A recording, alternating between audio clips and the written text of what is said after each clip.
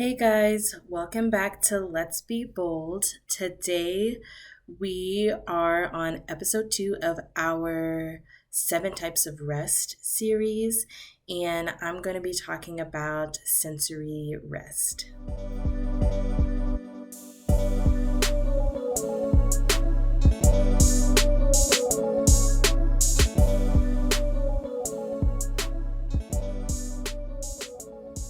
So, I am in my office today for this episode, and I'm choosing to be in my office because it is a place that I have set up to be a place to be mindful of the senses, right? Which is helpful in creating a calming environment for my clients, but it's also helpful for me when I have to spend several hours a day in here.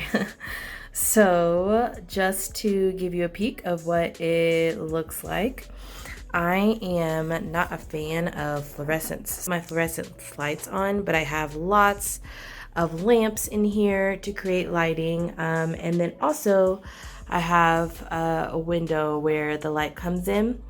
One of the ways that I have been able to focus on sensory rest this week is through my essential oil diffuser. Today I have lavender in there. I've had lavender in a lot these days because it is really calming.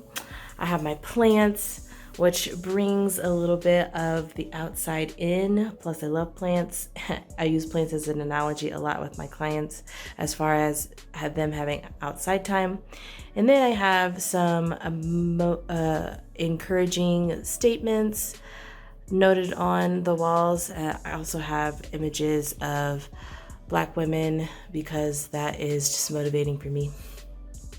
So the first thing that I want you guys to focus on as far as sensory rest is limiting screen time. I think that is the most impactful thing from our day-to-day as far as engaging our senses. We engage in our senses constantly throughout the day. When we're driving, we're not only taking in information so that we can get from place to place safely, we're likely also listening to music or a podcast, or there's people in the car riding with us talking to us, and our hands are on the wheel, or we're trying to figure out the best thermostat setting for comfortability inside the car. We engage our senses a lot, and so limiting screen time was something that I was intentional about this week. Now, my phone is constantly on dark mode, and I have a blue light filter. So naturally, I long term have my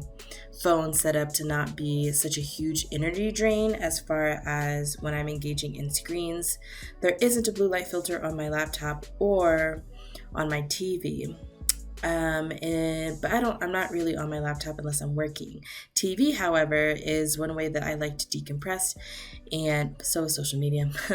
And so I've limited myself this past week by not engaging in TV watching or social media before 8 a.m. and I also try not to engage in those things after 8 p.m., especially the TV. And that has been really nice and helpful because I don't have that screen engagement going to bed, and so I go down easier. My dog also goes down. It's really funny, like I'll turn the TV off and she'll immediately go to her dog bed because she's in a routine too of like, oh, TV's off, we're going to bed. So I find that hilarious. Another step that I took this week to create sensory rest is when I was out walking my dog this past week, I would leave my headphones at home. Usually when I'm out walking with her, I'll put my headphones on and I might listen to an audiobook or music usually, or depending on the time of the day, I will call family members or call friends and talk with them while on my walk with her. And so they are noise canceling headphones, and so it blocks out a lot of the sound from the outside. And it also keeps me zoned in and focused on their conversation and less focused on the conversations that are not the conversations, the surroundings around me. And so it was actually really nice and peaceful to go on walks without music pouring into my ears. It allowed me time to connect with my thoughts in those moments and focus on other senses. Like, it was super windy in Colorado this week, so focusing on the wind and the way that it feels blowing on my skin or blowing through my hair.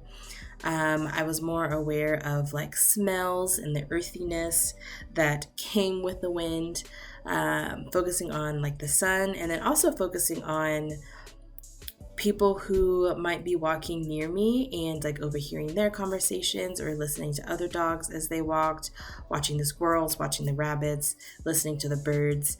I was able to engage in my surroundings and not on senses that were just like created, right?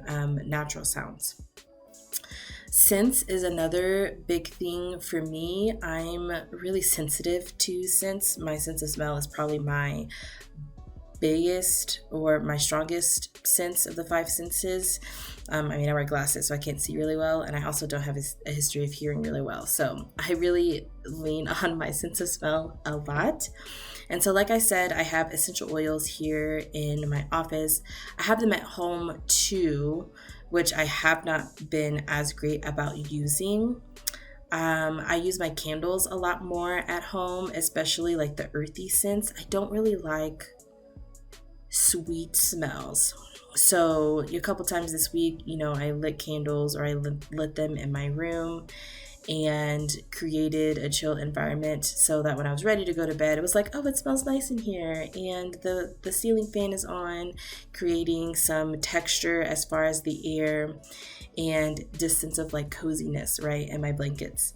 So sounds are important. When I'm in my office, I also have like lotion. Right now I'm using this orange blossom and pistachio. There we go. And so I'll put that on my hands during the day. And again, it engages my sense of smell, keeps me present when I'm engaging from client to client. And then baths. I always like scented things when I bathe. I do have sensitive skin. However, Dove is great for me, and Dove has lots of different senses. And so it is always nice when I can fill my bathroom up with smells that make me happy.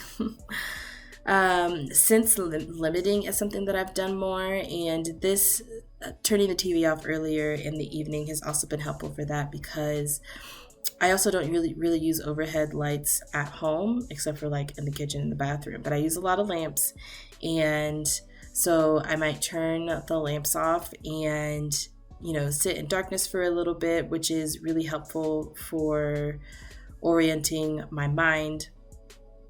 And also sitting in silence has been nice too, and letting my mind just drift, right? Because I have, that's a sense that I'm not actively engaging in. That's creating a sense of rest for me. And then mindful touch, which I already talked about as far as when I go on walks and feeling the wind, but I also love a good cozy blanket. And so sitting and engaging in my senses of like rubbing the blanket and being aware of how that feels on my body. I have a dog, and petting her and like focusing on the softness and the fluffiness of her coat, which she got a bath this week on Friday, and so it's particularly soft because she is clean and less oily. So those are some things that help me with sensory rest this week. I did find that sensory rest was a lot more helpful as far as that sense of feeling drained than mental rest was.